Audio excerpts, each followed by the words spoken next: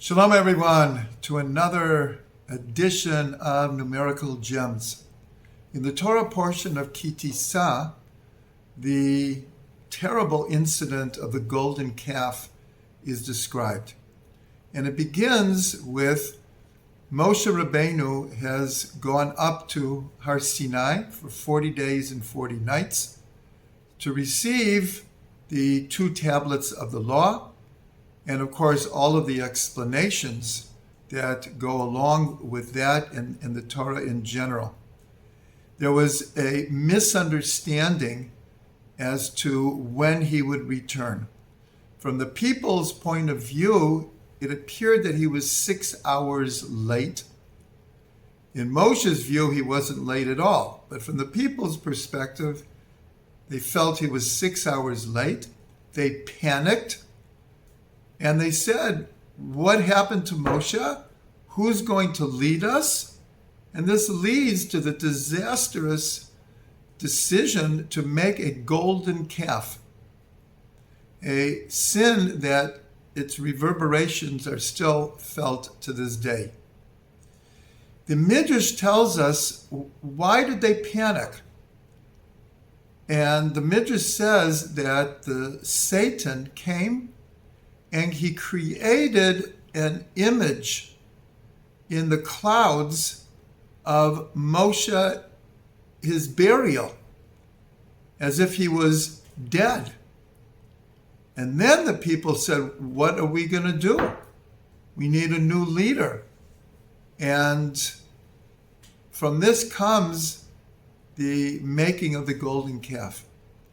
So here we see the Midrash is telling us that based on their fears, their paranoia, their stress, their imaginations went a little bit crazy. And this is what it means, that Satan showed them a picture of Moshe lying dead. So here we have an amazing numerical gem that the Gematria of Egel HaZahav, the golden calf, is 122. There's another term that equals 122 that is very, very connected to this story, and that is Koach HaMidameh, which means the power of imagination.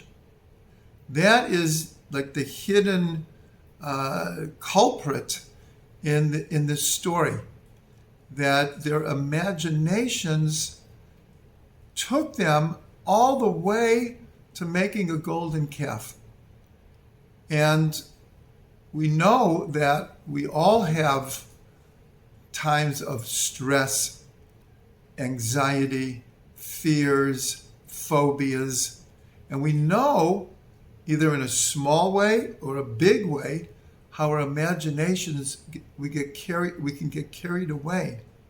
And before we know it, we're imagining the worst things or planning some outrageous solution to problems that might not really even exist, but our imagination has run wild. But like everything in life, everything is made that it can have a positive influence or a negative influence. So imagination in of itself is not a negative thing. In fact, imagination, when clarified and directed and elevated, leads to great advancements in a person's life, inspiration, new creations, art, science, inventions. The role of imagination even extends to the idea of prophecy, that the Rambam and the Ramchal, who wrote extensively about prophecy, they say that when God revealed himself to a prophet, it was filtered through their koach hamedameh, their power of imagination. Because by the prophet, it was rectified. It was a pure channel for divine inspiration. So this, when it comes to each and every one of us, we all have the power of imagination. The question is it going to lead us to making a golden calf in our own life? Or is it going to lead us to tremendous advancements spiritually, materially, inspiration, light, connected to God's will?